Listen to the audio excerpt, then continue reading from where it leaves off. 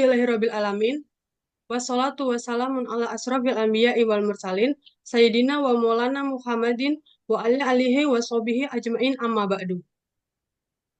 Yang terhormat kepada Bapak Abdul Halim Ansor, Eskom Mkom selaku dosen pengampu mata kuliah Sistem Pendukung Keputusan, dan yang terhormat kepada Ibu Melianti Eskom sebagai narasumber pada seminar pagi hari ini, serta tak lupa yang terhormat kepada rekan-rekan semua seluruh panitia dan peserta seminar yang saya banggakan.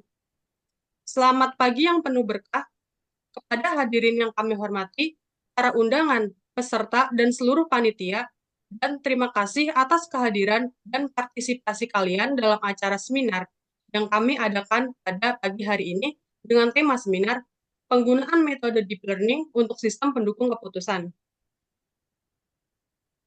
Sebagai perwakilan dari panitia penyelenggara, kami dengan rendah hati mengucapkan selamat datang kepada setiap individu yang hadir pada hari ini. Kehadiran Anda semua menjadi berkat bagi kesuksesan acara ini. Terima kasih atas dukungan dan kerjasama yang telah Anda berikan.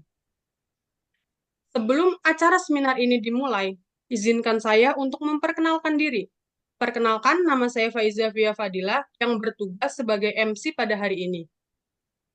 Adapun susunan acara seminar pagi ini dimulai dengan pembukaan, menyanyikan lagu Indonesia Raya dan Mars Pelita Bangsa, lalu ada pembacaan doa, sambutan dari dosen pengampu mata kuliah Sistem Pendukung Keputusan, Bapak Abdul Halim Ansor Eskom, Mkom, dan sambutan dari Ketua Pelaksana Muhammad Dafa Maulana Ar-Rasyid.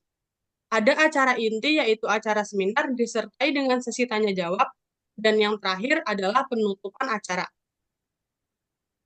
Baik, langsung saja kita buka acara seminar pada pagi hari ini dengan mengucap basmalah. Bismillahirrahmanirrahim. Seminar Sistem Pendukung Keputusan resmi dibuka. Baik, hadirin sekalian, sebagai wujud syukur kita menjadi bagian dari Negara Kesatuan Republik Indonesia, marilah kita bersama-sama menyanyikan lagu Kebangsaan Indonesia Raya dan diikuti dengan Mars Universitas Pelita Bangsa.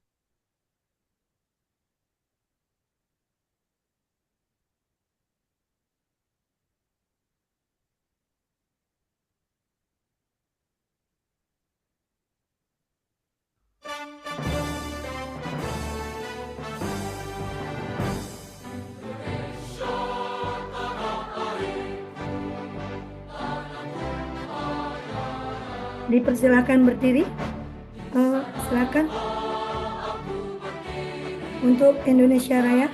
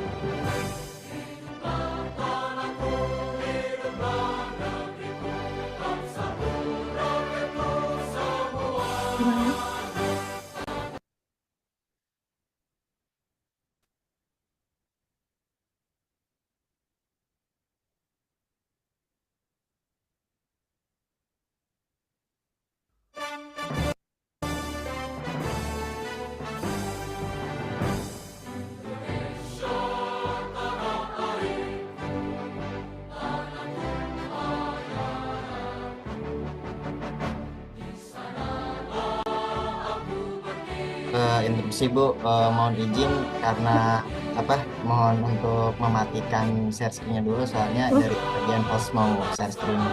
Oh, siap. Oh ya, siap. Ya, siap.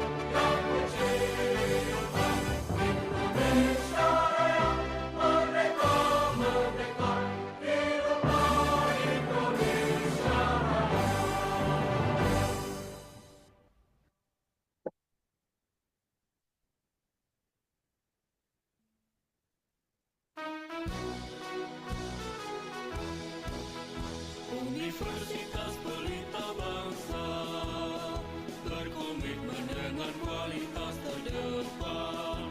Universitas Pelita Bangsa membangun pendidikan yang bermutu. Universitas Pelita Bangsa memberikan pelayanan yang terbaik, megah dan terpercaya untuk membentuk karakter juara. Terus maju dan terus berprestasi. Universitas Pelita Bangsa tetap semangat dan terus berjuang, bersatu membangun Indonesia.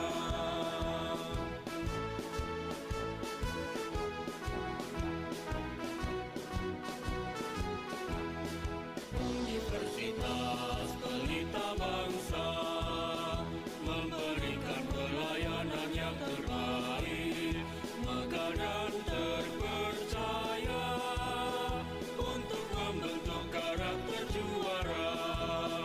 Terus maju dan terus berprestasi. Universitas Pelita Bangsa tetap semangat dan terus berjuang, bersatu membangun Indonesia. Bersatu membangun Indonesia.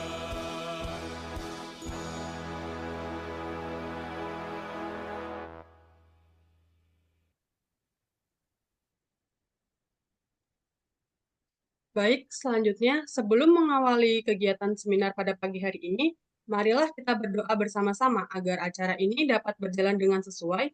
Kepada Hasbi Asidik, waktu dan tempat kami persilakan. Ya, terima kasih. Assalamualaikum warahmatullahi wabarakatuh. Waalaikumsalam warahmatullahi wabarakatuh. Warahmatullahi wabarakatuh. Mohon izin untuk memimpin doa.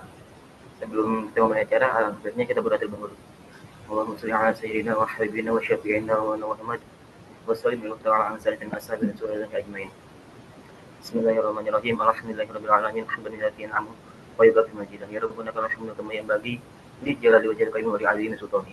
Allahumma inna nas'aluka salamatan fid din wa 'afiyatan fil jasad wa ziyadatan fil ilmi wa barakatan fil rizqi wa tawbatan qabla al-maut wa rahmatan 'inda al-maut wa maghfiratan ba'da al-maut.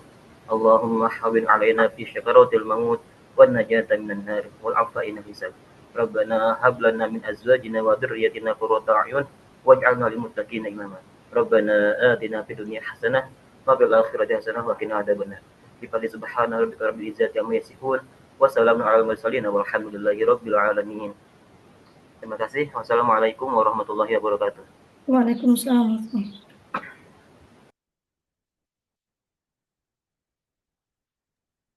Selanjutnya, sambutan sekaligus pembukaan acara seminar resmi dari dosen mata kuliah Sistem Pendukung Keputusan kepada Bapak Abdul Halim Ansor, Eskom Mkom, kami persilakan.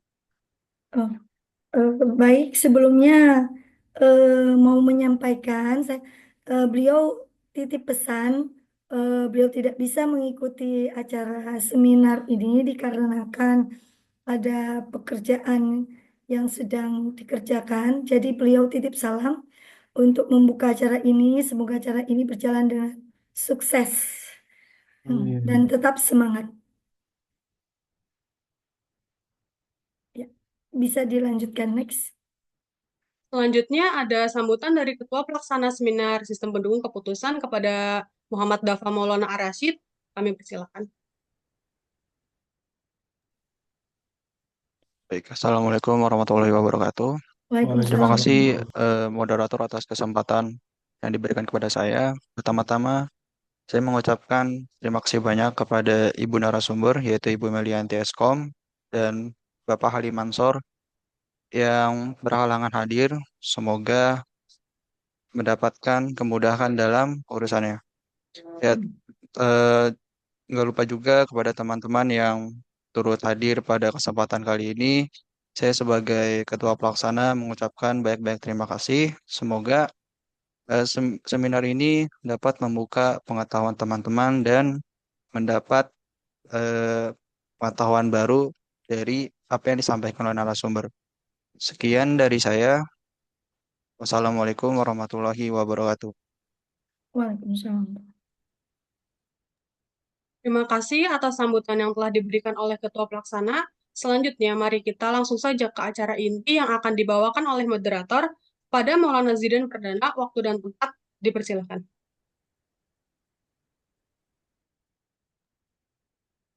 Tes, apakah suara saya bisa terdengar? Bisa. Iya, terdengar. Izin ya saya di sini menggantikan Saudara Jidan yang sedang berhalangan karena ada sesuatu. Baiklah, Bismillahirrahmanirrahim. Assalamualaikum warahmatullahi wabarakatuh. Waalaikumsalam warahmatullahi wabarakatuh. Alhamdulillahirrahmanirrahim. Wabihi nasta'in. Wa ala umur dunia waddin. Salatu wassalamu ala asyrafil anbiya wal mursalin. Sayyidina Maulana Muhammadin wa ala alihi washabihi ajma'in. Amma ba'du. Rabbi israh li sadri wa yassir li amri wahlul 'uqdatam min lisani yafqahu qawli amin. Selamat pagi rekan-rekan mahasiswa atau mahasiswi serta seluruh peserta seminar yang saya hormati.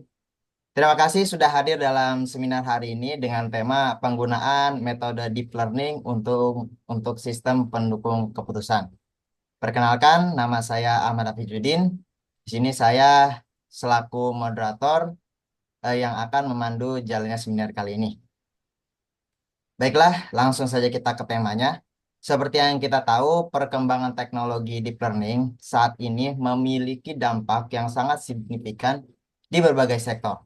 Termasuk salah satunya adalah dalam pengambilan keputusan bisnis, medis, dan juga berbagai bidang lainnya. Deep learning mampu mengolah data yang sangat besar dan kompleks untuk menghasilkan pola serta prediksi yang dapat mendukung pengambilan keputusan yang tepat. Melalui seminar ini, kita akan menggali lebih dalam bagaimana metode deep learning diterapkan pada sistem pendukung keputusan serta peluang dan tantangan yang dihadapinya. Baiklah teman-teman, hadirin sekalian, sebelum kita memulai, di sini saya ingin memperkenalkan narasumber kita yang luar biasa pada hari ini, yaitu Bu Melianti Eskom, yang mana beliau adalah seorang ahli di bidang kewirausahaan, manajemen bisnis, serta teknik informatika. Beliau juga memiliki kemampuan dalam hal linguistik sehingga beliau mampu menguasai bahasa Inggris dan Jepang dengan baik. Selain itu, beliau memiliki pengalaman yang luas dalam riset serta penerapan deep learning di dunia industri dan penelitian. Beliau saat ini menekuni profesi sebagai pengusaha UMKM di bidang makanan dan minuman semenjak tahun 2017 dan juga menekuni pekerjaan sebagai pelatih pencaksilat di bawah naungan PSI Kabupaten Bekasi. Langsung saja tanpa basa-basi, sebelum kita mulai acara, saya selaku moderator akan memaparkan susunan acara seminar kita pada pagi hari ini. Acara seminar kita pada pagi hari ini akan berlangsung dengan format sebagai berikut. Acara sesi pertama yaitu adalah sesi pemaparan materi oleh narasumber, yaitu Bu Melianti Eskom. Kemudian dilanjutkan ke sesi kedua yaitu sesi tanya jawab. Dan selama sesi tanya jawab ini kami mengundang teman-teman peserta untuk berpartisipasi aktif dalam sesi ini. Jadi apabila teman-teman memiliki pertanyaan, silakan menulisnya di kolom chat yang sudah disediakan ataupun open mic seperti pada seminar-seminar sebelumnya yang kita pernah lakukan. Tanpa memperpanjang waktu, marilah kita sambut Ibu Melianti Eskom untuk menyampaikan materi mengenai penggunaan metode deep learning untuk sistem pendukung keputusan. Kepada Ibu Melianti Eskom, waktu dan tempat kami persilakan. Oke, terima kasih. Bismillah. Assalamualaikum warahmatullahi wabarakatuh. Waalaikumsalam warahmatullahi wabarakatuh. Terima kasih sebelumnya kepada Mas Hafiz sebagai moderator dan kepada Mbak Faiza sebagai MC dan kepada semua rekan-rekan mahasiswa mata kuliah Sistem Pendukung Keputusan. Alhamdulillah pada kesempatan kali ini saya bersyukur kepada Allah karena diberi kesempatan untuk berbagi sharing knowledge tentang sistem pendukung keputusan. Perkenalkan, nama saya Melianti. Saya mempunyai background seorang wiraswastawati. pengusaha UMKM bidang makanan dan minuman. Ya, latar belakang pendidikan saya Teknik Informatika tahun 2010 graduated, dan aktivitas saya seperti yang sudah dijelaskan adalah tim penulis karya ilmiah bidang teknik informatika. Nah, di samping itu juga saya selaku pelatih pencak silat Kabupaten Bekasi. Ya, demikianlah sedikit dari background saya. Di sini saya dan Anda hanya berbeda berbeda waktunya saja. Anda sedang menempuh pelajaran, saya sudah lebih dulu. Itu saja. Jadi di sini kita sharing knowledge sistemnya ya. Jadi diharapkan semuanya terlibat aktif, bertanya, memberikan knowledge-nya yang sudah diketahui ataupun mencari tahu apa yang ingin diketahui. Oke. Saya mau tahu dulu di sini ada berapa jumlahnya mahasiswanya yang hadir? Yang hadir dari mahasiswa ada 33, Bu. Sudah hadir semua dalam satu kelas ini? Alhamdulillah sudah 30 orang, 33. Ada yang izin? Enggak ya? Hadir semua ya? Ya, Bu. Ya. Semua. Oke. Oke, untuk itu supaya tidak mengantuk, saya ada slogan begini. Saya biasa ngisi pencaksilat, jadi supaya audiensnya tidak mengantuk dan bisa fokus dengan materi, kita kasih semangat dulu ya. Ketika saya bilang, semangat pagi, semangat, semangat, semangat. Anda seperti itu, dengan suara yang berapi-api. Karena apa? Karena terus terang, kalau kita mengikuti seminar biasanya ngantuk. Apalagi pagi-pagi habis sarapan nasi uduk, ya nggak? Langsung saja kita mulai. Semangat pagi! Semangat, Semangat, semangat. semangat. Waduh, masih lemas mahasiswanya. Ayo, lebih semangat lagi. Semangat Semangat. pagi! Semangat, Semangat. Oke, nah gitu ya. Walaupun kita mengikuti seminar, kita harus tetap semangat. Sama seperti mengikuti pelatihan. Oke. Pada kesempatan kali ini, izinkan saya sharing knowledge untuk memberikan pengetahuan tentang penggunaan metode deep learning pada sistem pendukung keputusan. Bentar, di-share dulu ya.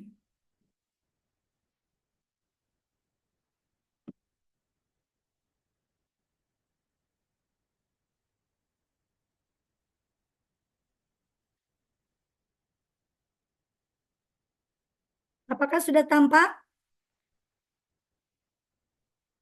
Belum, Bu, belum ada.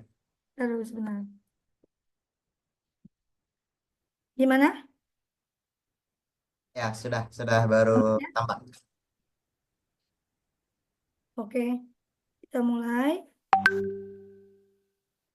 Sistem pendukung keputusan. Kawan-kawan mahasiswa semuanya pasti sudah mempelajari ya. Apa itu sistem pendukung keputusan? Kalau saya sambil ask and answer ya. Jadi bertanya, menjawab dan menjelaskan ya. Jadi dengan begitu seminar kita aktif ya. Oke, sebelumnya saya akan bertanya kepada kawan-kawan mahasiswa semuanya, apa itu sistem pendukung keputusan? Silakan. Teman yang mau menjawab silakan. Ayo, jangan takut, di sini kita berani mengungkapkan apapun yang ada di pikiran Anda, sampaikan. Maka Anda akan menjadi orang yang paling berkualitas di pagi ini. Apapun itu mengenai seminar ini, sampaikan. Jangan disimpan, oke? Nah, jadi Izin kita, menjawab, Bu. ya siap? Ya, jadi menurut saya SPK ini atau sistem pendukung keputusan adalah sebuah metode untuk memutuskan berdasarkan kriteria tertentu untuk mengambil keputusan yang terbaik. Ya, Ya. Oke, menurut saya ada itu. lagi? Saya Bu, Siap. sebelumnya pertanyaan nama saya Dipci Anugrah. Menurut saya sistem pendukung keputusan adalah sebuah sistem berbasis komputer yang dirancang untuk membantu pengambilan keputusan dalam masalah-masalah yang mungkin agak kompleks dan fungsinya itu lebih ke mengumpulkan data, menganalisis data, menyajikan informasi dan membantu dalam pemilihan. Mungkin itu sih Bu. Oke. Jawaban dari kawan-kawan kita tersebut tidak salah, ya benar. Sistem pendukung keputusan merupakan sebuah kerjasama, ya, dari elemen-elemen, ya, yang dibutuhkan seorang manajer atau pembuat keputusan, manajemen, untuk membuat keputusan, ya, yang berdasarkan alternatif ataupun kriteria yang ada. Itu, ya. Jadi dia adanya kerjasama, ya, koordinasi dari elemen-elemen, ya, itu akan dikoordinasikan sehingga dia bisa menyajikan sebuah nilai untuk menghasilkan sebuah keputusan, ya. Kenapa sistem pendukung keputusan itu diperlukan? Kenapa? Kenapa kita perlu sistem pendukung keputusan? Apakah semuanya kita harus memakai sistem pendukung keputusan dalam setiap activity kita sehari-hari? Apakah harus kita menggunakan sistem pendukung keputusan? Siapa jawab? Silakan. Izin menjawab, Bu. Ya. Eh, menurut saya, SPK ini tidak relevan dengan keputusan-keputusan yang sederhana, apakah seperti apakah makan atau tidak. Nah, SPK itu lebih ke bagian kompleks menentukan produk-produk berdasarkan kriteria seperti pemilihan handphone berdasarkan kapasitas memorinya, kameranya, dan lain sebagainya. Itu Bu, menurut saya. Ya, ada lagi?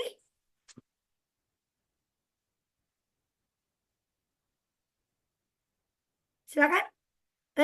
Yang Izin mbak-mbaknya? menjawab Bu. Ya, boleh, ya, ya. Ya, Mas dulu, Mas. Ayo, Mas. Jadi sistem keputusan ini intinya memberi apa ya, membuat keputusan untuk membantu menyelesaikan masalah yang nyata dengan lebih efektif. Ya gitu Bu. Menjadikan mahasiswa lebih siap lah Bu. Oh, iya, ya, baik, baik, baik. Yang mbak-mbaknya, ada yang coba jawab? Mbak Faiza? Mana Mbak MC? Belum jawab. Oke. Jadi kenapa kita memerlukan sebuah sistem pendukung keputusan? Dikarenakan kompleksitas, ya. Kompleksitasnya sebuah studi kasus. Terkadang kita menghadapi hari-hari ini baik di bidang manajemen, baik di bidang manajemen perusahaan atau manufaktur atau organisasi pendidikan atau bidang kesehatan dihadapkan harus membuat sebuah keputusan di mana objek atau elemen-elemennya tersebut harus dilakukan sebuah analisa dulu gitu ya. Jadi begitu kompleksnya data yang dihasilkan dari sebuah unit organisasi itu begitu banyak sehingga membuat kesulitan para pembuat keputusan, tim manajemen, ya, karena mereka tidak bisa langsung memutuskan dengan langsung otomatis, langsung ini A, B, C untuk kebijakan-kebijakannya. Seperti untuk hospital, kebijakan untuk melakukan kepada semua pasien untuk melakukan tes waktu COVID kita apa? Tes swab. Nah, seperti itu adalah sesuatu hal yang tidak langsung, ya. Mereka itu harus mengumpulkan beberapa elemen-elemen yang harus dinilai sehingga muncullah sebuah kebijakan untuk melakukan swab saat ke rumah sakit seperti itu. Dan semua yang dibuat sistem pendukung keputusan yaitu benar adalah sesuatu yang tidak bisa digunakan dengan akal secara langsung. Karena apa? Karena harus melakukan penilaian pada ciri sifat dari objek tersebut. Dan akal kita tidak mampu. Ya, akal kita tidak mampu secara spontanitas. Oh, ini loh yang bagus. Karena kan keterbatasan knowledge ya. Keterbatasan knowledge kita paling tahunya cuma dari apa yang dilihat, kita tahu seperti itu saja. Sementara sistem pendukung keputusan adalah mencari atribut-atribut dari objek yang kita mau putuskan sampai detail. Nah, sampai detail. Nah, seperti itu ya. Jadi kenapa Anda harus belajar sistem pendukung keputusan? Bagi Anda yang sudah bekerja, ada yang sudah bekerja di manufaktur atau instansi atau rumah sakit, ada yang sudah bekerja atau kuliah semua? Ada yang sudah Mayoritas kuliah, bekerja? Bu. Oh, masih Rata-rata kuliah. belum memiliki pengalaman kerja yang mumpuni, Bu. Oh ya, didoakan semoga segera dapat ya. Bisa sambil Amin. kuliah sambil Amin. Amin. bisa ini Anda semua jangan terpaku sampai nunggu lulus baru cari job ya. Bisa dimulai dari sekarang itu untuk freelance seperti itu.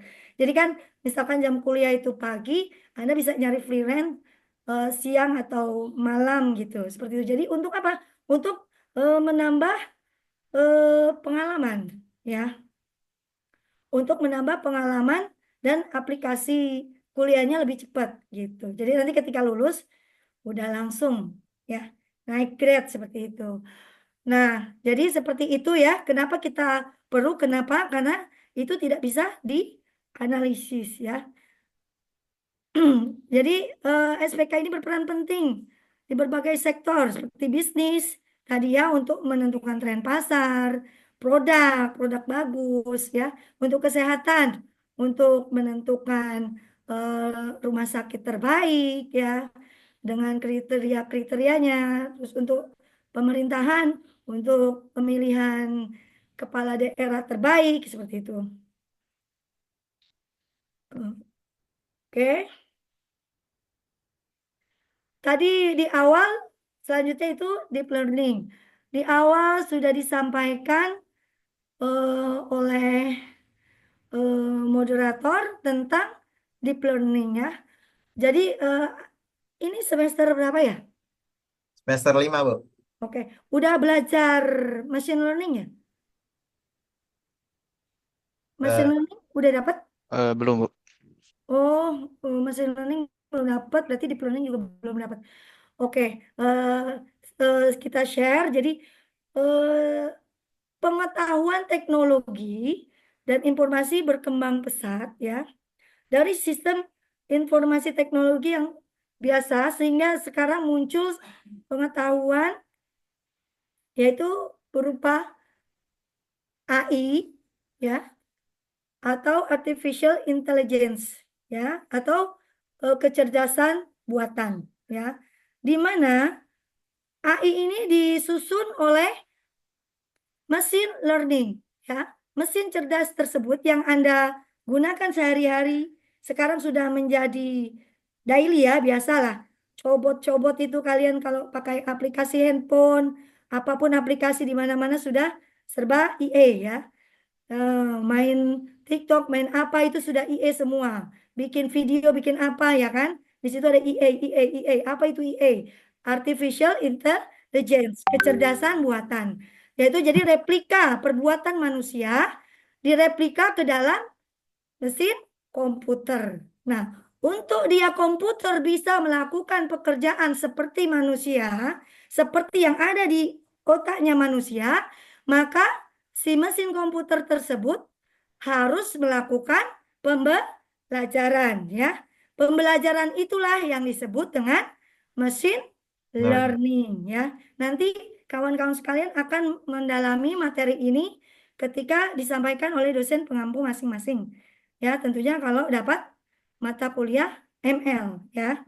Nah, terus di mana machine learning itu dengan AI itu keterkaitannya? Ya tadi. Jadi manusia dalam menciptakan sebuah AI, ya, pertama kali itu ditentukan dulu goalnya, tujuannya. Misalnya mau apa nih? Seperti kalian cobot. Apa cobot yang biasa kalian pakai itu? Google ya, Google Translate ya, Ya, atau apa lagi tuh? Kalian biasa pakai GPT? sering Bu. Nah, sering ya buat kerja tugas ya. Nah, kalian itu AI, IE ya. Ketahuan tuh. Itu IE ya, itu salah satu bentuk aplikasi dari EA ya. EA itu nah, di situ dia menggunakan machine Lor- learning, pembelajaran. Nah, sedangkan deep learning itu apa? Ya, deep learning adalah cabang dari machine learning. Ya, dia itu machine learning dari pembelajaran dengan data dibelajarkan. Nah, kalau untuk deep learning adalah untuk jumlah data yang lebih besar. Ya, lebih besar lagi. Ya, lebih besar jumlah datanya. Seperti apa deep learning itu? Seperti contohnya adalah pengenalan mesin suara, ya, mesin pencarian, ya. Terus deep learning ini juga mengelola data-data yang transaksinya per detik itu ribuan, jutaan data. Contohnya adalah aplikasi e-commerce. Kalian pernah pakai e-commerce seperti Shopee? Sering Bu. Nah, itu kalian kalau pakai itu pernah mikir nggak? Satu detiknya Shopee Hmm. di Indonesia saja berapa juta orang yang bertransaksi, ya, di Hmm. Indonesia. Nah, segitu banyaknya orang bertransaksi. Misalkan mereka menuju kepada satu store online ya, mau beli A. Nah, kamu juga mau beli A. Nah, itu kan data yang masuk itu begitu besar dan dia harus melakukan cepat ini data yang pesan ini, terus ini melakukan masuk keranjang. Nah, seperti itu adalah pekerjaan berat sebuah mesin, ya. Jika pakai machine learning, ya, kalau pakai machine learning itu contoh aplikatifnya dia hanya seperti prediksi. Jadi cuma ada satu kasus ya. Misalnya prediksi orang yang kena stres apa ciri-cirinya? Misalnya banyak bengong. Nah, itu dipelajari dari sampel-sampel atribut-atributnya. Jadi jumlah datanya masih sedikit. Misalnya diambil 100 orang pasien sampel. Terus diukur ya. Itu machine learning ya. Dari data sheet-nya itu jumlahnya lebih sedikit ya. Sedangkan kalau untuk deep learning tadi saya udah bilang itu ribuan kali lipat dari si machine learning. Itu bedanya ya. Jadi algoritmanya juga yang dipakai pada machine learning itu lebih sederhana ketimbang dari deep learning. Sistem machine learning ya, algoritmanya itu ada yang memakai data pelatihan, data training, dan data uji, testing. Ya, seperti itu. Jadi dia masih menggunakan campur tangan manusia untuk machine learning. Kalian harus perhatikan bedanya ya. Jadi kalau machine learning itu seperti tadi contohnya misalnya mau memprediksi orang yang terkena penyakit stres. Diambillah 100 sampel pasien ya. Lalu diambil atributnya. Misalnya dari atributnya apa aja? Biasanya umur, usia, jenis kelamin, terus apa namanya? Tekanan Agama. darah. Ya, kalau umur stres juga Tekanan darah. diukur tekanan darah dan tekanan jantungnya. Jadi kan kalau tekanan jantungnya itu EKG-nya tuh cepat, nah itu terlihat dari denyut jantungnya seperti itu. Nah, itu contohnya machine learning ya. Jadi dia diambil polanya, lalu dimasukkan algoritmanya, itu berarti campur tangan manusia, masih besar campur tangan manusia untuk machine learning ya. Untuk machine learning. Nanti kawan-kawan sekalian bedakan machine learning dengan deep learning dari paparan saya ini. Kalian jabarkan, nanti kalian paham. Nah, itu machine learning sudah diambil datanya, nah, ditrainingkan ke algoritma mesin learning ya, contohnya algoritma naive Bayes ya. Nah, setelah itu si naive Bayes itu belajar. Nah, lalu kita kasih data orang baru. Nah, setelah dia bisa menilai apakah dia stres, misalkan, apakah Mas Hafiz ini stres atau tidak. Nah, gitu dari data yang tadi itu berarti masih campur tangan manusia semuanya. Itu untuk machine learning ya. Tadi jelas ya, ngumpulin data, dicek atributnya, masukin ke algoritma, dia belajar, di training, nah, sehingga dia punya pola. Oh, kalau orang stres ini tekanan darahnya 125 misalkan. Tekanan EKG jantungnya sekian getaran. Kan kalau kalian lihat EKG jantung itu kan kayak sinyal gitu ya. Itu nggak beraturan. Sekian gitu ya. Di kedokteran seperti itu. Nah, itu ntar yang dijadikan sumber untuk keputusan. Ya. Sumber keputusan. Apakah orang tersebut stres atau tidak? Nah, gitu. Nah, untuk machine learning itu prediksi terbaik yang mendekati nilai kebenaran itu di atas 70 ke atas. Itu masih bernilai valid atau bisa dipercayai. Kalau sudah bernilai 70 ke bawah, berarti itu machine learning-nya atau melakukan si penelitinya itu melakukan suatu kesalahan atau membuat pola yang salah. Ya. Jadi yang terbaik itu 80% kalau diuji coba dengan mesin tersebut, ya. Itu namanya mesin learning. Nah, untuk deep learning berbeda. Untuk deep learning itu dirancang di depan itu algoritmanya dahulu, ya. Algoritmanya dahulu karena akan dirancang, algoritma tersebut akan bekerja sendiri. Ya, akan bekerja sendiri.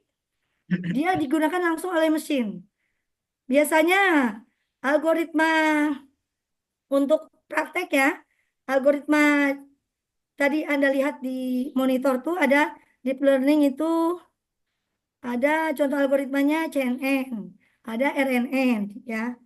Dia itu diberikan algoritmanya dulu ya, lalu datanya dimasukkan, lalu dia akan mengurai sendiri tuh, nggak dicari atributnya, apanya, apa nilai-nilai atributnya seperti kalian kawan-kawan melakukan perhitungan SPK ya, itu kan satu-satu kan dicari nilai-nilainya kan, dihitung kan. Nah, ini tidak. Jadi dia dimasukkan, lalu dia si algoritma itu akan menghitung sendiri dari awal sampai akhir. Itu bedanya dengan machine learning dengan sistem pendukung keputusan yang konvensional, yang ada fuzzy logic, ada TOPSIS, AHP, ada SAW. Nah, itu konvensional. Kenapa konvensional? Benar-benar si manusia tersebut melakukan ngitung-ngitungnya secara manual. Lah kalau salah, kalau ngitungnya lagi ngantuk, gimana tuh? Kira-kira mau pilih kepala desa, yang input Excel-nya ngantuk. Nah, harus ya dia bobotnya berapa, jadi berapa dia ketik. Rumusnya salah pula. Kira-kira itu sistemnya itu valid apa enggak? Nggak valid pasti. Ya nggak valid. Makanya ntar sistemnya Muhammad Mas Dafa sama Mas Hafiz bisa salah. Bisa beda. Ya kan? Bisakah database-nya sama? Bisa jadi beda. Bisa jadi karena konvensional. Anda menghitung secara manual di Excel. Nah, yang satu nggak ngantuk, yang satu ngantuk. Jadinya salah. Tapi kalau dengan algoritma deep learning, ya, algoritma deep learning ini diterapkan, dia secara otomatis. Yang harus diperhatikan adalah nyari data dasarnya saja yang benar. Ya, data dasarnya saja yang benar. Sehingga nanti ketika dimasukkan algoritma, ya, dia benar. Dan yang paling penting lagi diperhatikan dalam deep learning ini adalah jumlah datasetnya. Datasetnya itu harus untuk data set yang baik itu harus banyak ya. Ya, harus banyak. Terus untuk trainingnya, presentasinya diperbesar daripada data uji sehingga Dia belajarnya dengan pintar. Beberapa banyak sampel, ya. Oke, lagi lanjut tentang deep learning. Nah, di sini deep learning contohnya adalah algoritma CNN dan RNN. Jadi ada yang terkenal itu CNN dan RNN, ya. Konvolusi neural network dan recurrent neural network. Oke, next. Ya, tadi di sini ada hubungan machine learning dan deep learning dalam SPK. Ya. Seperti tadi saya paparkan, ya, bahwa deep learning itu adalah mesin metode untuk mempelajari data yang sangat besar, ya. Data yang sangat besar, sangat kompleks, sulit untuk dijangkau, bahkan dia menggunakan cloud, ya. Dia sistem penyimpanannya, storage-nya menggunakan cloud, sudah tidak menggunakan memori memori komputer lagi, ya udah menggunakan cloud karena besar, ya. Dan aplikasinya tadi ya untuk prediksi kesehatan, rekomendasi produk retail ya. Seperti itu tadi. Lanjut, next. Nah, di sini contoh-contohnya ya. Contohnya untuk deep learning. Deep learning itu di sini diagnosa penyakit jantung ya. Di sini resiko penyakit jantung ya. Jika jika ini Anda melihat kasus yang ada di monitor Anda, dikombinasikan dengan SPK yang konvensional yang Anda sedang pelajari. Kira-kira seperti apa nanti jadinya? Jika ada studi kasus, diagnosa penyakit jantung, ya,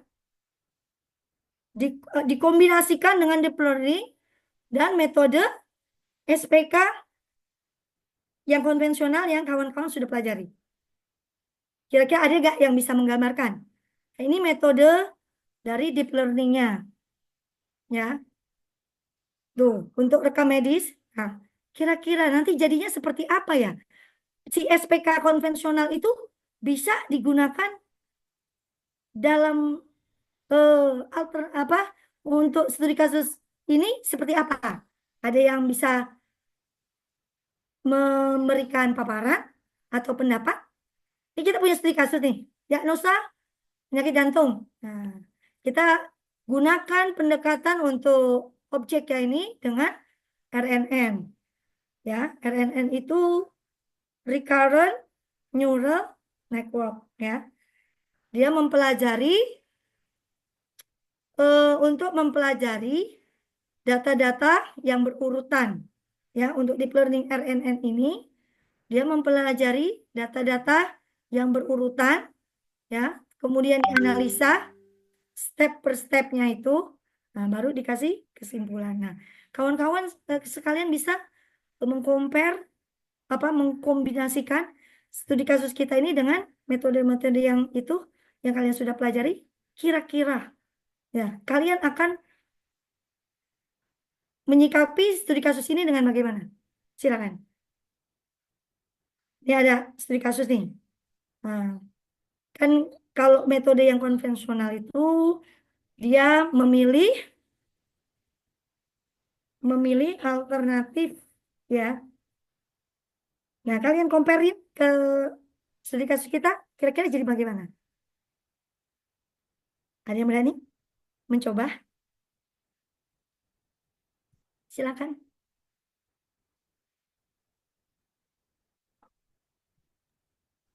Teman-teman yang lain Ya, silakan. Gak bersuara. apa-apa. Gak apa-apa bersuara aja. Jadi biar tidak ngantuk ya. Karena terus terang kita kalau diam saja itu ngantuk ya. Lama-lama ngantuk, sungguh ngantuk. Gak apa-apa. Jadi speaking aja, speak up, speak up. Ya, Keman. Keman, ayo. Dozo, yoroshiku, ayo. Berbicara ya. nggak apa-apa. Yang perempuannya mana mbak-mbaknya ya? Tadi saya belum ada dengar suara yang lain-lain. Silakan, biar apa aktif. Nanti untuk sesi pertanyaan ya nggak apa-apa nanya lagi. Kan ini lagi membahas. Gimana? Ada yang mau ngasih paparan? Nggak apa-apa, enggak disalahin kok. Enggak di, enggak disalahin. Kasih aja. Jadi kan tadi saya udah bilang, koordinasi sistem deep learning dengan sistem keputusan SPK itu di mana? Pastikan kawan-kawan nanti akan bertanya di ending-endingnya. Korelasinya hubungannya di mana tuh?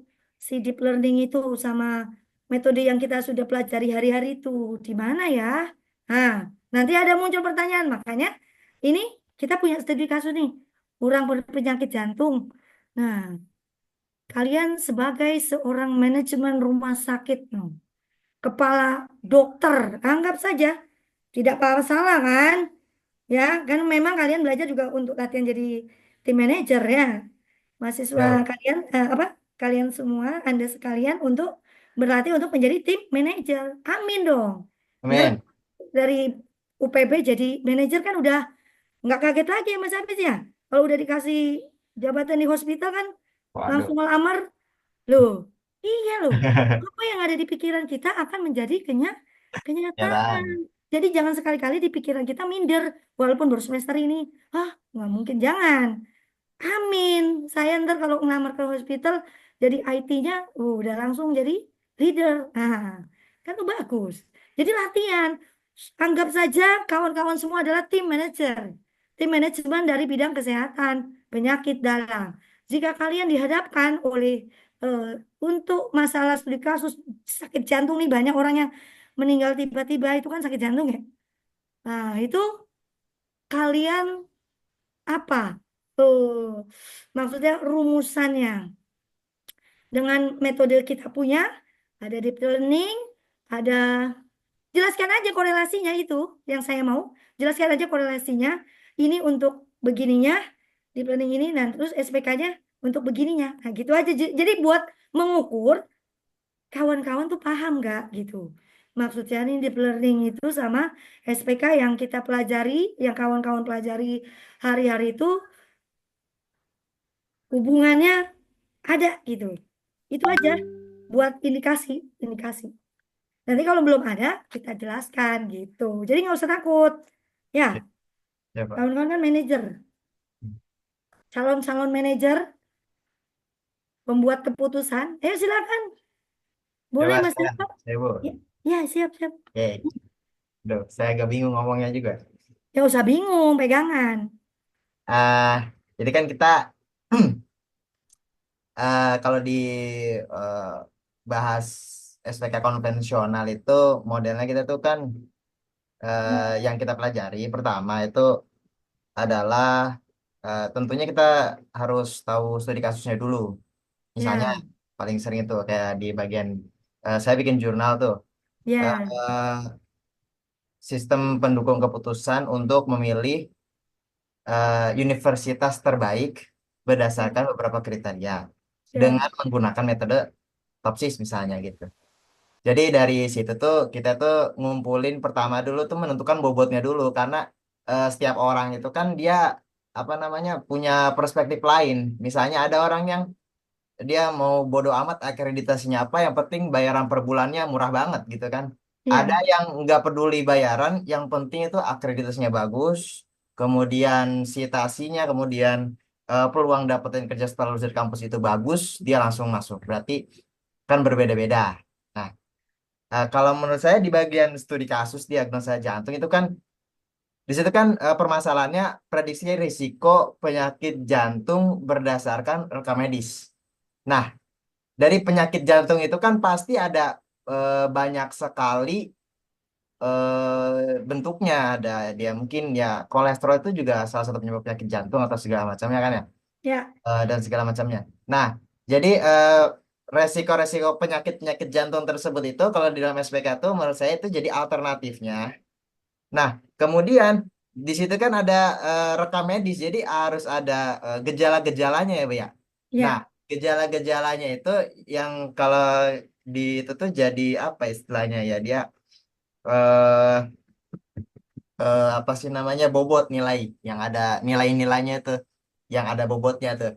Nah, dikumpulin tuh dari bobot tersebut yang paling merujuk pada suatu penyakit tertentu itu apa? Misalnya kita mendiagnosa satu orang nih, dia mulai dari tekanan darahnya atau apanya segala macamnya, yang mana yang paling mendekati eh, penyakit yang memungkinkan gitu. Misalnya dia penyakit jantung apa, dia jantungnya lemah atau dilihat juga rekam jejak medisnya dari orang-orang yang dulunya punya penyakit jantung itu rata-rata mereka itu sebelum-sebelumnya itu punya gejala apa sama rata-rata perilaku orang-orang yang punya penyakit jantung itu dia suka makan apa dan segala macamnya. Kemudian di compare akhirnya dijadiin satu tuh. Akhirnya kan pasti ada yang dieliminasi gitu. Oh, ternyata bukan penyakit jantungnya bukan yang ini, tapi yang satunya lagi gitu. Nah, itu jadinya kayak memprediksi resiko penyakit jantungnya itu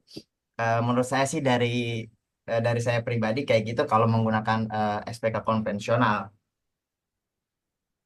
Terus RNN-nya itu RNN-nya menurut Anda RNN-nya itu berguna di bagian apanya? Berguna untuk data aja sih kan kalau RRN itu gampang kayak kita kalau nyari suatu data itu kan dari mana aja kalau RRN itu kan untuk data waktu nyatanya ya Bu ya.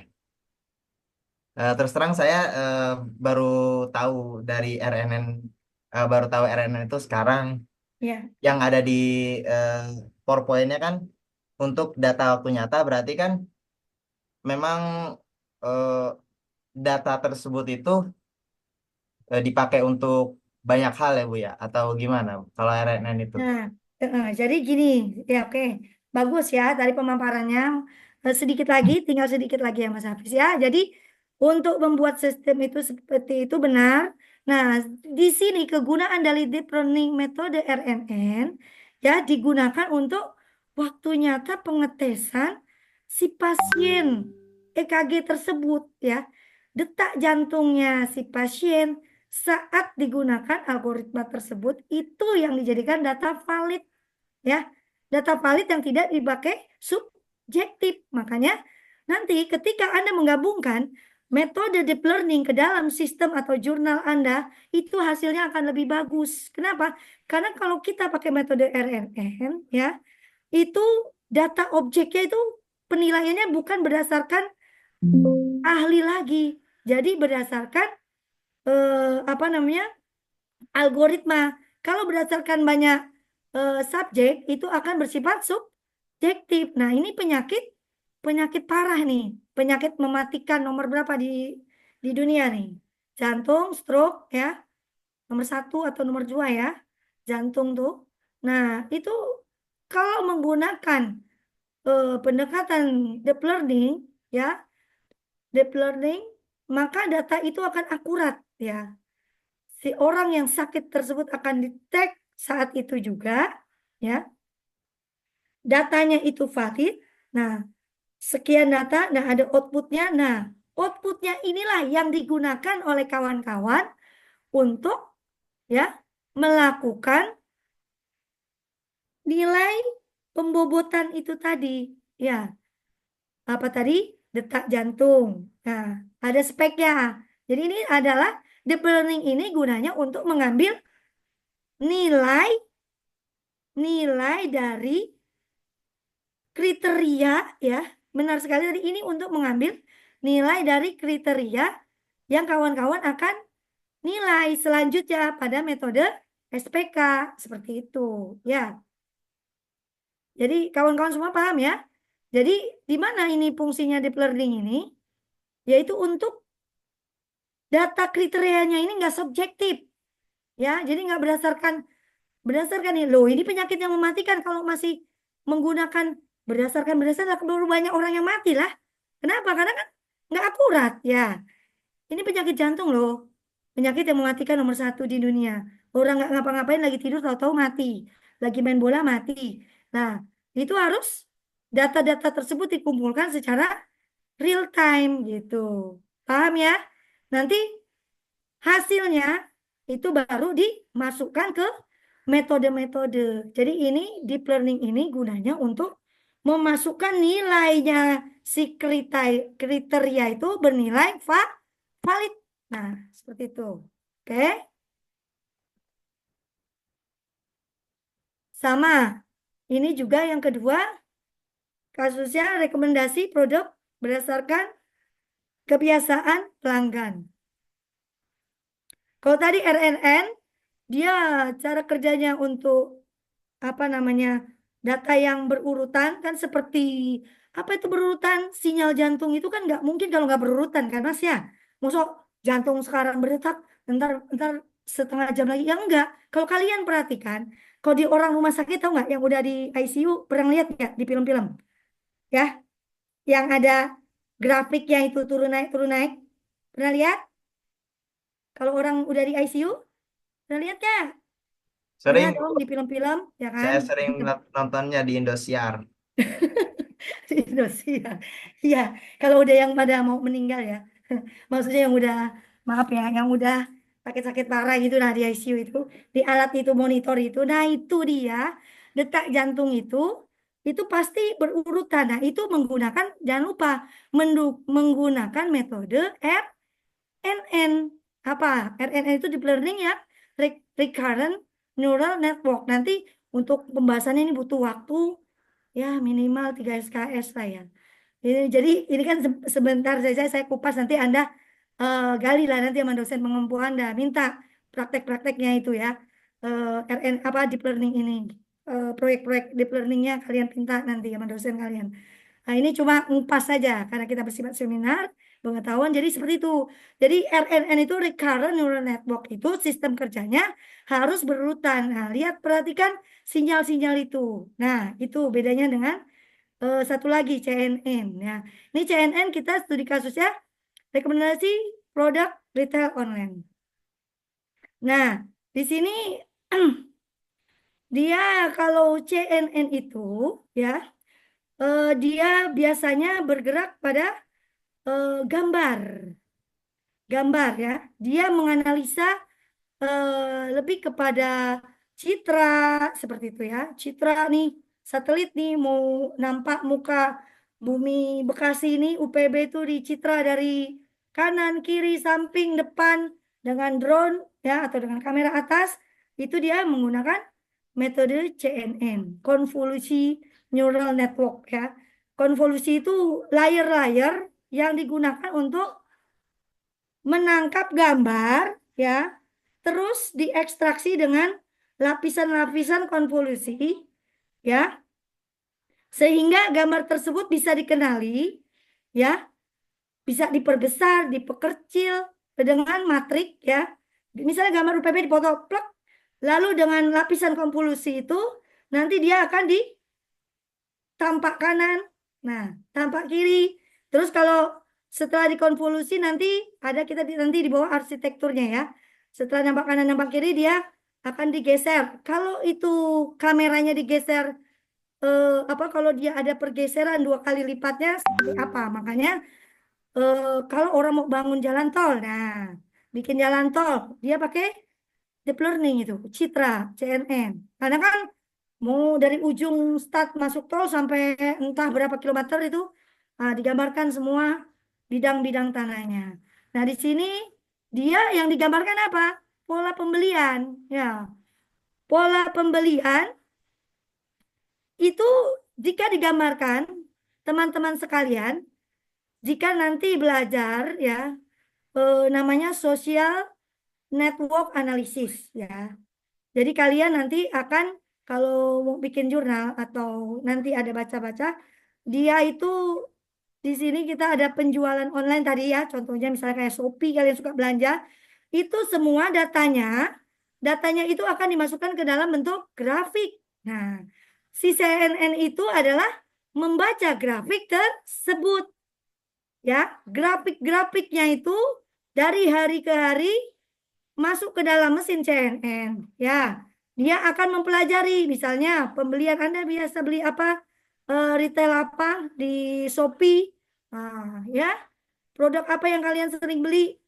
Ya, dalam sebulan itu manusia itu biasa beli apa sih yang paling sering? Apa sih kalian tuh kalau mahasiswa biasa beli apa tuh yang paling sering kalau di online?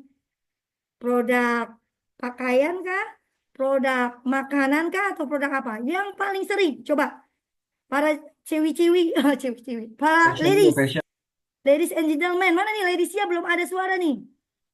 Biasa kalian belanja apa? Kalau di Ladiesnya belum ada suara, Cina. iya ladies dong, Oh, masa cewek sunscreen Bu. ladies Skincare, first. skincare. Ayo para gentleman aja dari tadi. Kalau Ayo saya ladies. pribadi suka beli buku-buku pelajaran, Bu. Oh buku Bohong Bu, mahasiswa. bohong Bu, bohong. Apa beli apa? Oh, Ayo banyak, kalau Bu. ladies pada beli apa? Ya itulah nanti Parfum. ada beli buku. Kalau yang ladies itu skincare ya. Para ladies mana ladies? Mbak Faiza Ya, kok nggak Bu. ngomong-ngomong Mbak Faiza? Ayo Mbak Skincare Faiza kalau ngomong enggak nggak? pakaian, Gimana? Bu, biasanya lebih Hah? sering. Skincare kalau enggak pakaian, Bu, lebih seringnya. Nah tuh skincare lagi banyak overclaim, hati-hati ya. Lagi banyak overclaim ya. Jadi belanjanya itu nanti misalnya nih ladies ya perempuan nanti sekian di bulan ini detik ini belanja skincare sampai ribuan juta. Nah, kalau gentlemannya beli buku katanya, tapi jarang lah yang beli buku ya. Perasaan jarang deh beli buku, paling beli apa gitu ya. Ya, Beli saya mainan, beli prihatin sih, apa Bu. gitu. Mas saya doang yang suka beli buku. Beli buku dibaca enggak ya? Waduh, ya. Beli buku buat koleksi doang. Jadi nanti data itu akan dikumpulkan berupa grafik, teman-teman sekalian.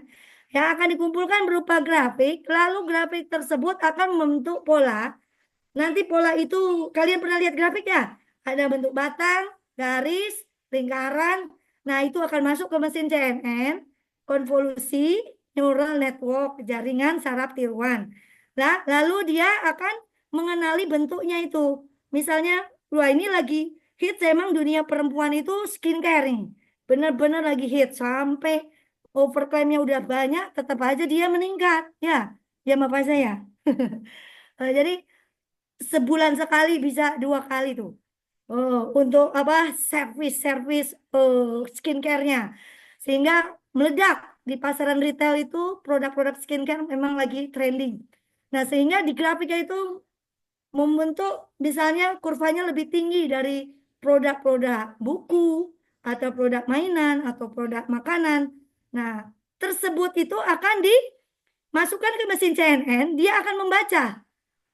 Si CNN itu adalah algoritma yang terdiri dari lapisan-lapisan. Lapisan pertama, dia membentuk, oh jumlahnya dulu dia baca, 3 juta orang. Nah dia rintis lagi, ya. Dia rinci lagi dari 3 juta orang itu, skincare yang paling tinggi, itu skincare apa? Terus dari e-commerce mana? Ya. Terus nanti sampai mengerucut itu dia dapat ke ownernya, produknya. Seperti itu kerjanya. Dicitra dari gambar grafik, dibaca ya, terus digeser kalau dia ada lapisan-lapisan untuk membaca data itu.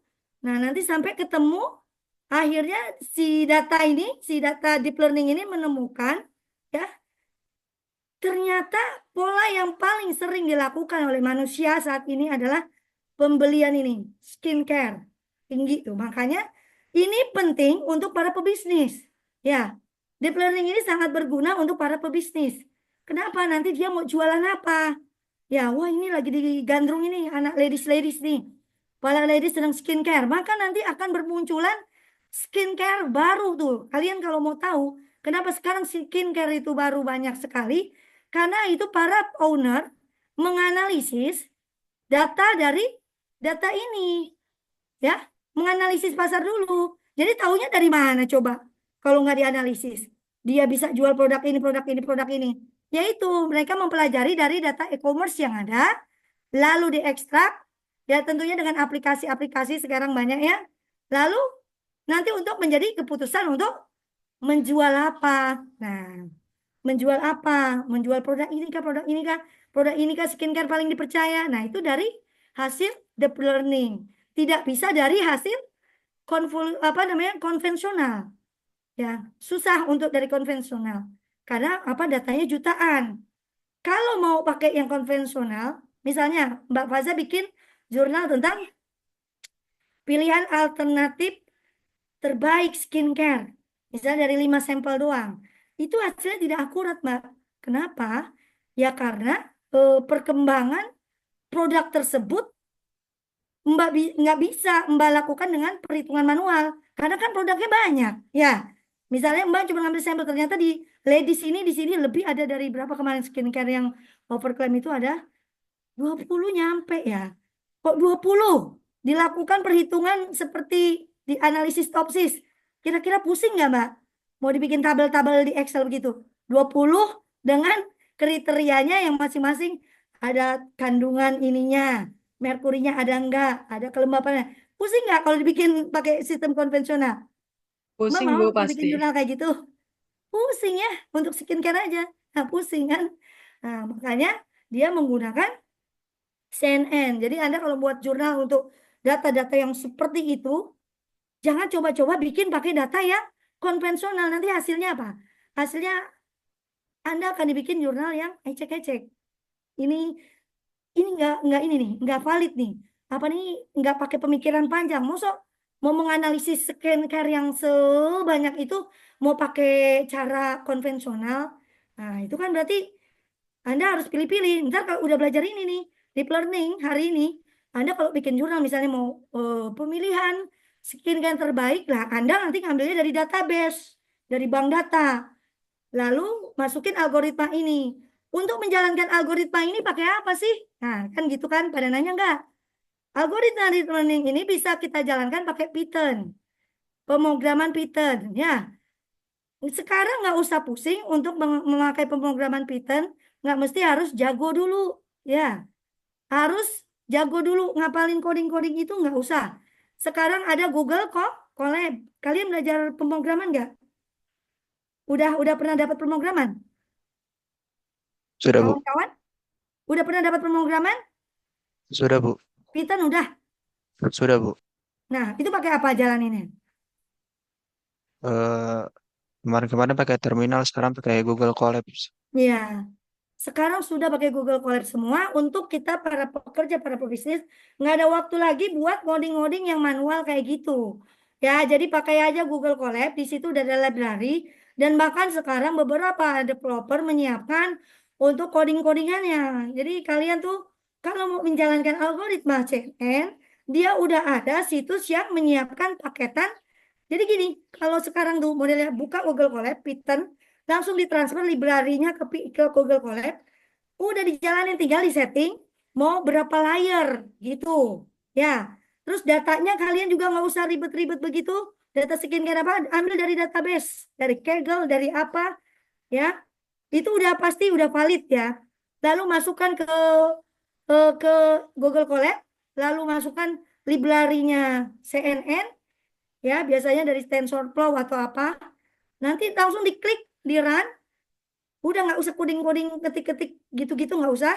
Langsung di run, nanti dia akan memunculkan grafik hasil output terakhirnya. Seperti itu. Dalam hitungan detik. Ya. Jadi nggak yang pakai Excel kayak kita hitung itu manual. Aduh, udah gitu SQRT. Terus udah gitu di ini. Aduh, dikunci, tarik sana, tarik sini. Loh. Kalau seperti itu kasusnya, sampai besok tahun depan nggak akan selesai menganalisis untuk kriteria dari sebuah produk. Makanya deep learning itu aplikatif banget sama kasus yang kayak gini nih. Ya, kasus yang banyak sekali database-nya yang memerlukan akurasi tinggi. Itu. Paham ya? Jadi untuk gimana nih dijalaninnya deep learning ini, Bu? Ya gunakan Python. Python itu ada di mana? Pakai Google Colab. Perlu belajar langsung Python. Kalau belum paham nggak apa-apa.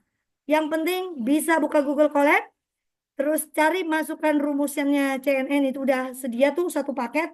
Tinggal copy paste, masukin, di run. Kan ada tanda itu ya Mas ya? Tanda buat run kan? Otomatis. Nah udah di run, nanti langsung ada outputnya, grafiknya. Hasil ini. Nah itulah yang kalian lanjutkan untuk pemilihan dengan konvensional.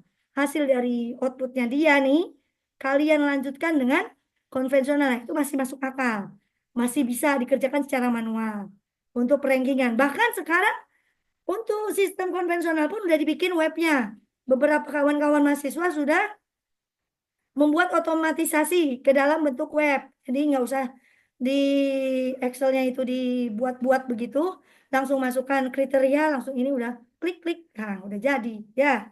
Tapi karena telah belajar, wajib tahu rumusnya ya. Pembelajaran yang kalian lakukan tiap hari adalah untuk tahu dasarnya. Sehingga kalau udah tahu dasar, ya bisa tahu kelanjutannya. Oke. Sepertinya sudah pada mengantuk. Sudah ngantuk ya? Kita kasih semangat dulu deh. Ada kopi nggak? Kopi jarak jauh masing-masing di tempatnya ya. Oh itu. Lah kok banyak amat itu kopi segitu mas? Apa teh manis?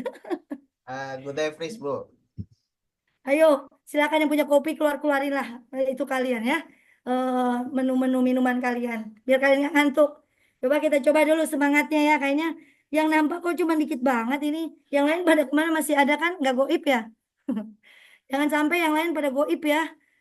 Cuman ada akunnya doang terus nggak ada wujudnya, mengerikan sekali. Oke, silakan di kopi-kopi, silakan diminum teh apa segala macam ya. Yang penting tetap connected-nya enable, connected ya. Oke, ini adalah grafik ya. Grafik tadi RNN. Kalian kalau pusing tidak usah pusing, cukup dengarkan saja. Nanti ketika kalian ditanya apa hasil seminarnya, kalian paling tidak bisa merekam jejaknya. Ya, oke. Ya, ini ada grafik RNN. Tadi saya bilang RNN ya. Untuk data yang berurutan di sini ada step-stepnya. Kalian nggak perlu dalami di hari ini, cukup tahu saja. Deep learning itu contohnya RNN, algoritmanya ya, cara kerjanya itu.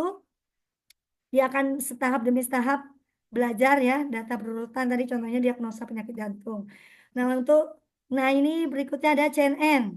Nah tadi saya bilang di sini ada diekstraksi dulu gambarnya, dia bentuknya biasanya citra ya untuk mencitra lokasi UPB. Nah ini kalau di itu biasanya kalian untuk mencari lahan terbaik ya, lokasi terbaik ya kan? Kalau di konvensional ya, mencari lahan terbaik kan? Nah ini dia juga bisa. Jadi lahan terbaiknya itu dimasukkan ke ini dengan ukuran sekian-sekian. Nah, nanti outputnya di sini. Nah, ini yang kalian pakai untuk perankingan, pemilihan lokasi bisnis terbaik seperti itu. Itu ya. Oke. Jadi udah kita pada ending nih yang kalian tunggu-tunggu. Kapan selesainya? Kapan selesainya ini saya sudah ngantuk. Nah, jadi kesimpulannya adalah untuk metode deep learning itu akan mempercepat ribuan kali lipat ya dari kerja sistem pendukung keputusan. Ya, sudah jelas dengan cara kerjanya tadi itu ya, menganalisa e-commerce segala macam, dia akan lebih cepat berarti kalian wajib mempelajari juga deep learning. Ya, semoga kalian bisa menghasilkan jurnal-jurnal ke depannya nih untuk semester akhir. Kombinasikan, kan kalian udah tahu nih. Lebih canggih lagi tulisan kalian dicampur dengan deep learning SPK-nya. Ntar buat skripsi akhir. Cobalah dari peserta. Saya doakan dari peserta seminar ini ada yang mau menulis tentang deep learning dikombinasikan dengan SPK-nya nanti di semester akhirnya.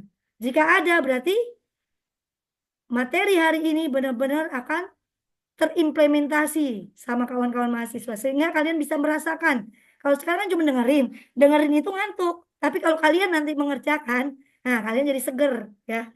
Kalian seger, terus kalian bisa merasakan, oh iya, cepet loh pakai ini Python, terus hasilnya dimasukin. Nah, seperti itu. Oke, tidak panjang lebar, demikian saja pemaparan materi dari saya. Ya, silahkan. Karena ini cepet banget ya jamnya ya. Udah jam 9 ya. Sebentar lagi mau ada kelas yang selanjutnya lagi. Baiklah kalau ada yang mau bertanya boleh, tapi jangan terlalu banyak-banyak soalnya ternyata waktunya cukup sempit ya. Waktunya cukup sempit, jadi silakan. Kembalikan ke moderator. Mohon maaf jika saya ada salah atau kurang paham. Silakan. Baik, terima kasih pada Bu Melianti atas pemaparan materinya. Langsung kita masuk ke sesi kedua, yaitu adalah sesi tanya jawab. Silakan bagi mahasiswa, partisipan atau seluruh peserta seminar yang ingin memberi pertanyaan atau mengajukan pertanyaan, boleh langsung angkat tangan, bisa lewat chat di grup ataupun langsung on mic. Ayo para ladies and gentlemen, baiknya langsung aja kalian latihan ya. Kan ini seminar ini latihan komunikasi ya, outputnya ya. Output dari seminar ini mahasiswa bisa berkomunikasi dengan lancar, mampu berpresentasi dan memberikan pendapat dengan baik dan benar. Jadi langsung aja tuh dipraktekin tujuan dari kurikulum OB-nya ya. Jadi nggak usah ini, langsung satset-satset aja, satset-satset. Biar kita segera selesai. Kawan-kawan yang belum bertanya silakan. Diberikan kesempatan oleh Mas Moderator, ayo. Soalnya sebentar lagi kelas yang berikutnya akan mulai. Bu, Silakan. izin bertanya, Bu. Siap, siap, Mbak Faza. Untuk algoritma deep learning itu ada berapa ya, Bu? Apa cuma 2 atau banyak? Untuk Untuk algoritma deep learning ada beberapa, ya. Ada banyak, ya. Ini saya yang munculkan adalah yang paling sering digunakan, ya. Banyak, nanti Anda akan mempelajari, nanti ada transformer. Ada bagiannya lagi, pecahannya lagi, karena dua ini, algoritma ini memiliki beberapa kelemahan, ya. Seperti, ya, untuk RNN itu, ya, data yang beraturan itu aplikasi nanti pada mesin ChatGPT, apa chatbot ya. Dia aplikasinya nih dari LLM ini kita aplikasikan pada mesin chatbot. Kalian kalau bertanya nih pakai suara, nah itu memiliki keterbatasan. Ya, keterbatasan tersebut yang menciptakan adanya algoritma pengembangan dari dia. Jadi ada nanti kalau kita ngomong kan kalau misalnya pakai chatbot, kalian misalnya bertanya di Google Speaker, kalau pakai bahasa Sunda dijawabin nggak? Misalnya, saha namana gitu. Dijawabin nggak? Pernah coba? Kalian ada yang udah pernah coba mesin Google Speaker itu? Google Assistant? Udah pernah nyoba pakai bahasa Sunda? Kalian ada handphone nggak di situ? Mbak Faza punya handphone? ada, Bu. Nah, coba sok. Ayo, gaskan. Coba. Pakai ini kan biasanya Anda kalau ngetik mau nyari apa? Misalnya skincare terbaru. Coba. Pakai bahasa Sunda. Nyalakan speakernya. Sok, pakai bahasa Sunda. Ayo, Maneh tunjukkan ke Abdi gitu, pakai bahasa Sunda. Bisa nggak Sunda? Atau bahasa apa? Kamu dari daerah mana? Di Jawa Tengah, Bu. Nah, ya udah pakai bahasa Jawa. Bisa nggak itu? Si chatbot itu. Kamu nyari skincare pakai bahasa Jawa yang benar-benar tanpa bahasa Indonesia ya. Coba, ayo. Ayo kita aplikatif aja. Langsung. Tanya. Jenengan ngerti orang. Si mesin itu coba tanya.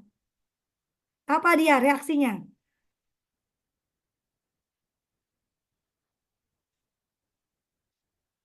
Ayo. Sebentar, Bu. Iya, jangan yang panjang-panjang ya. Pakai bahasa Jawa. Nggak apa-apa. Selama ini kan nanya pakai bahasa Indonesia. Coba pakai bahasa Jawa. Gimana reaksi si chatbot tersebut? Chatbot. Chatbot.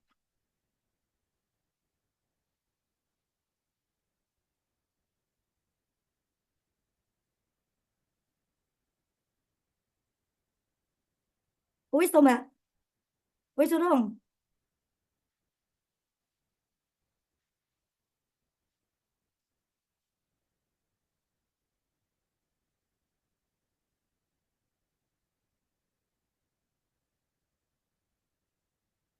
Piye piye? Piye kabarnya Mbak? Udah belum?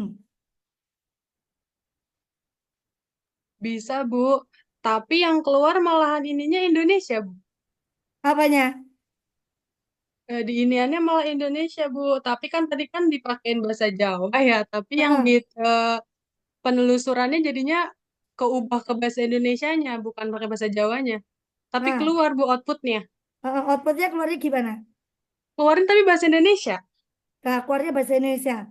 Nah, Iya. itu berarti mesinnya itu udah menggunakan LSTM. Apa itu LSTM? Itu yang Mbak tanya. Apakah cuma dua ini saja? LSTM adalah perpanjangan dari RNN, Recurrent Neural Network. Maka dia tidak bisa menerjemahkan dalam bahasa yang lain. Maka dia para developer ya membuat lagi algoritma yang bisa mengenali beberapa bahasa daerah gitu. Makanya dia nggak langsung muncul. Karena apa? Karena itu harus didebug gitu. Jadi bertanya, apakah deep learning ini ada? Ada, banyak sekali. Ya, dengan bahasa Jawa dia akan nampilin bahasa Indonesia atau Inggris. Karena yang dikenal ya bahasa-bahasa besarnya saja. Itulah keterbatasan dari the learning. Ya, tapi ada nggak solusinya? Ada tentunya. Para pemikir, para ahli ilmu komputer tetap melakukan penelitian-penelitian. Coba ngomong pakai bahasa Sunda. Siapa di situ orang Sunda? Ada nggak orang Sunda? Ada di situ orang Sunda? Nggak ada. Depi, Bu. Depi. Depi, Saudara Depi Nurholik. cowok apa cewek? Oh, cowok. Cowok, Pak. Gentleman. Cowok, Bu. Gentle. Gentleman. Coba gentleman, coba ngomong pakai bahasa Sunda. Apa dia reaksinya sama nggak sama Mbak Faza? Mana? Depi. Depi? AA Depi, ayo ngomong. Hasbi Bu, Hasbi Bu. Hah? Hasbi, oh iya Hasbi. Hasbi juga sama. Oh ya udah tuh ngomong. Coba praktek langsung. Ngomong pakai bahasa Sunda. Nyari apa itu? Kalau tadi si mbaknya nyari skincare, terus kalau kamu, Anda nyari apa itu? Terserah. Ayo, waktu dan tempatnya sudah berjalan. Berjalan. Waktunya doang ya. Waktunya berjalan. Ayo, silakan buat sampel biar tahu. Biar tahu aplikatifnya itu deep learning itu apa? Cobot ya itu deep learning. Pengenalan suara itu deep learning. Jadi Saudara kalian jangan lihat, cuma Bu. udah apa munculnya? Oh, belum ada yang ini, Bu. Belum ada yang respon, Bu. Hah? Saudara lihat, belum ada yang respon. Jangan malu. Yang, Coba yang bisa Ma- bahasa Jawa, saya nggak bisa, Bu. Bahasa Jawa, bahasa Sunda. nggak ada yang bisa. Soalnya itu penelitian yang sedang saya garap ya. ChatGPT 4 ya. Kita mau meningkatkan performa penelitian yang sedang digarap itu adalah meningkatkan performa ChatGPT 4 untuk bisa mengenali bahasa Sunda ya. Sunda yang kita pakai sebenarnya Sunda Selatan sama eh, Sunda Barat ya sama Sunda Selatan kan ada Sunda Banten ya. Jadi seperti itu ya udah kalau misalnya nggak ada yang mau praktekin nanti di rumahnya Mohon maaf, praktekin. apa tadi Bu? Saya Oh, gak merhatiin. oh nggak perhatiin. Aduh, ketahuan deh. Coba cari dengan mesin cobot Anda. Ya mesin itu Google, Google Voice Note itu si cobot itu.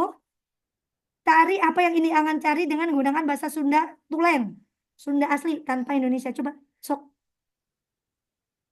Coba Bu, saya izin ya Bu untuk ya. mempraktekkan di apa? Iya, di asisten Siap. Google Asisten ya. Coba Bu nih. Wilujeng wengi, selamat malam. Kumaha damang. Apa kabar? Pertanyaan sederhana. Anjen saha? Anda siapa? Di mana Anjen? Dari mana Anda? Naon ngaran Anjen? Apa nama Cari Anda? cari Kumaha produk, cari produk. Jangan minta translate itu translate.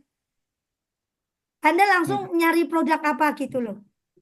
Nyari produk apa kayak misalnya Anda mau nyari sesuatu dengan gunakan bahasa Sunda gitu, Mas. Maksudnya dia kan di sini kata kuncinya adalah si mesin cobot itu responnya terhadap bahasa daerah. Mesin cobot yang kita sudah pegang hari-hari itu. Coba. So, nyari apa gitu pakai ngomong bahasa Sunda. Sok Depi, Depi. Oh, itu tadi Google Translate itu. Itu tadi Google Translate. Bukan Google Translate Bu, itu apa Gemini Bu? Oh, Gemini ya. Gemini. Gemini, Google Translate, GPT. Ayo, mana yang namanya Depi-Depi dah.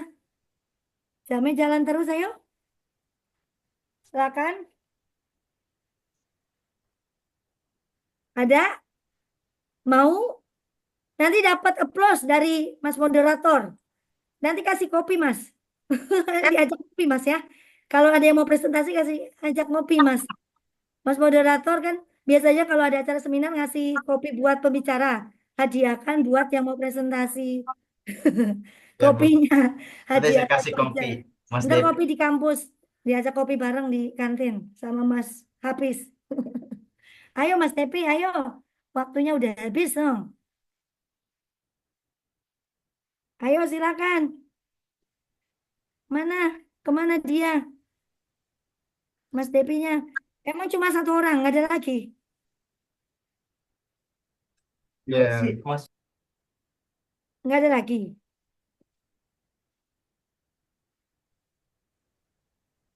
Oh, udah, kalau nggak ada ya sudah. Cuma nanti kalian wajib mencoba ya. Di situ kalian harus menganalisis juga sebagai mahasiswa, menggunakan teknologi juga harus tahu. Ini kenapa cobot ini bisa menggunakan ini. Nah, untuk yang kamera, kan kita kalau nyari di Google kamera itu ya, mau nyari soal atau apa kan bisa pakai kamera, bisa pakai suara. Nah, yang untuk kamera itu dia pakai metode yang mana, algoritma yang mana? Dia pakai ya CNN. Karena dia pakai yang konvolusi gambar, citra. Misalnya nyari produk ini nih. Kan bisa kan ya kalau di Google Kamera, bahkan sistem barcode aja kalau kita mau ke rumah sakit atau ke bank, itu kita pakai Google Kamera kan, mau daftar atau bayar motor atau apa di sebuah outlet gitu, kita pakai pakai Google Google Kamera gini. Nah, itu dia ya, pakai citra, pakai gambar. Pakai mana itu, Bu? Deep learning juga ya. Jadi intinya seperti itu ya. Kita sudahi saja ya. Jadi kalian paham ya nanti algoritma deep learning itu kenapa yang saya bahas dua? Karena yang ini yang paling umum dan paling banyak. Sebenarnya banyak lagi tadi yang Mbak Faza tanyakan. Ada LSTM ya, long short term machine ya. Jadi dia sekarang yang saya sedang lakukan penelitian ya bersama Pak dosen itu adalah untuk meneliti kemampuan GPT-4 ya untuk dia bisa mengenali bahasa Sunda. Nah, itu tadi yang mau dipraktikkan itu tadi ya. Jadi nanti kita ada GPT-4, kita kan komunikasi itu biasa. Tolong dong ini nih. Nah, kita gunakan bahasa Sunda responnya apa? Nanti biar benar gitu. Ya mungkin itu aja dari saya, mungkin dicukupkan karena waktunya sudah habis ya. Mungkin bisa dokumentasi atau apa. Silakan Mas moderator, Mas Hafiz. Terima kasih atas jawabannya dari Ibu Melianti. Baiklah, teman-teman, sekali lagi saya ucapkan terima kasih kepada Ibu Melianti Eskom atas pemaparan materi yang sangat menarik dan mendalam. Kita telah mendapatkan wawasan baru mengenai bagaimana deep learning dapat mendukung pengambilan keputusan di berbagai bidang, seperti tadi contohnya di bidang kesehatan dan segala macamnya. Dan terima kasih juga kepada seluruh peserta yang telah mengikuti acara seminar ini dengan antusias. Semoga materi yang disampaikan dapat bermanfaat bagi kita semua dalam mengembangkan penerapan teknologi deep learning di berbagai bidang. Dengan ini saya, Ahmad Hafizuddin, selaku moderator, menutup sesi seminar hari ini. Terima kasih. Dari saya pamit undur diri. Untuk selanjutnya akan saya serahkan kembali kepada MC. Baik, saya pamit undur diri. Assalamualaikum warahmatullahi wabarakatuh. Waalaikumsalam. Terima kasih atas waktu sesi seminar dan tanya jawabnya kepada Ibu Melianti dan moderator. Sebelum kita menutup acara ini, mari kita abadikan momen yang berharga ini dengan sesi foto bersama untuk dokumentasi. Kepada para peserta dimohon untuk mengaktifkan kamera masing-masing. Eh,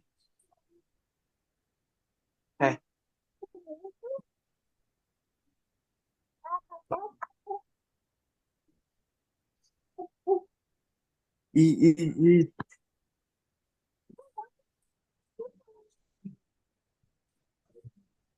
Ayo, mana muncul?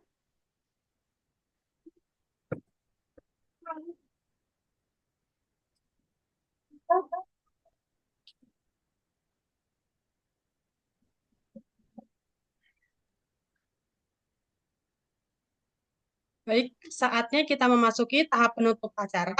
Sebelumnya, kami ingin menyampaikan terima kasih kepada setiap individu yang telah berkontribusi dalam kesuksesan acara seminar pada pagi hari ini. Semoga Udah apa yang telah kita tapi pelajari dan bagikan di acara ini dapat menjadi bekal berharga dalam perjalanan ilmu dan kehidupan kita. Terima kasih atas partisipasi dan perhatian saudara-saudara sekalian. Dengan ini, kami menyatakan acara seminar ini ditutup. Semoga kita dapat bertemu kembali di kesempatan-kesempatan berikutnya. Amin Allah. Assalamualaikum warahmatullahi wabarakatuh. Waalaikumsalam. Waalaikumsalam. Izin live ya. Iya, Bu. Assalamualaikum. Terima kasih. Waalaikumsalam.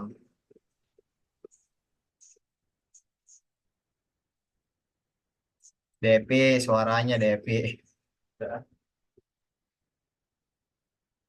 Wak. Ayo mulai Rapi, dulu. main palo rapi. Ada untuk kontol. Request lagu, request Saya, lagu. geng. Mana gimana sih caranya? Mikel, emang lagu barusan- gocek Mikel. Barusan mic gua nyala. Kenapa? Barusan mic gua nyala. Iya, mic lo nyala, Jir. Infokan lagu Anjing. Lur. Kocak lu, Mikel. Kocak apa, Cok? Video ininya, Cok. Video apa? Lagu. Mungkin Aldo. Gila anjir.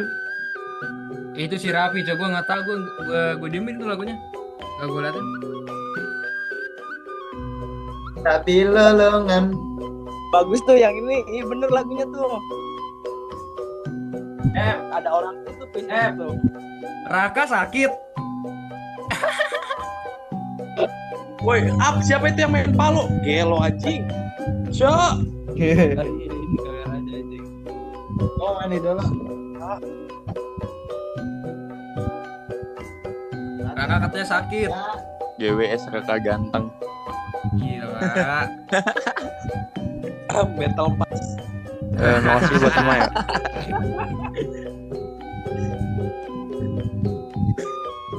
Anjing mana ini sulingnya lama banget, Cok. Nah, lu mau emot, lu mau emot.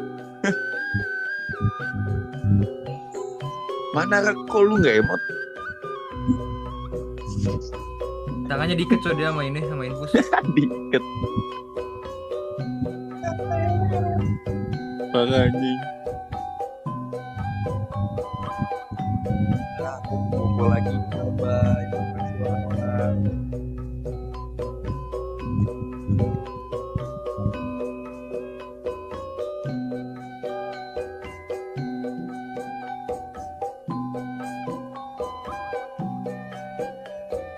Udah pada keluar.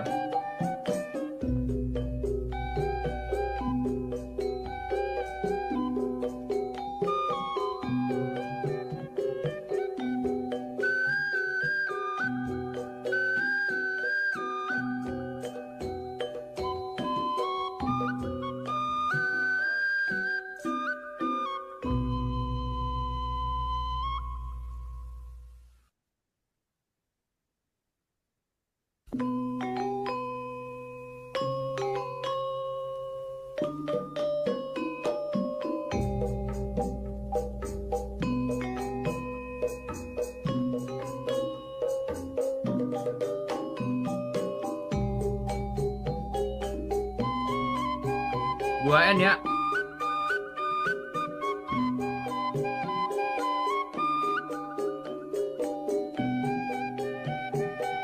Dito.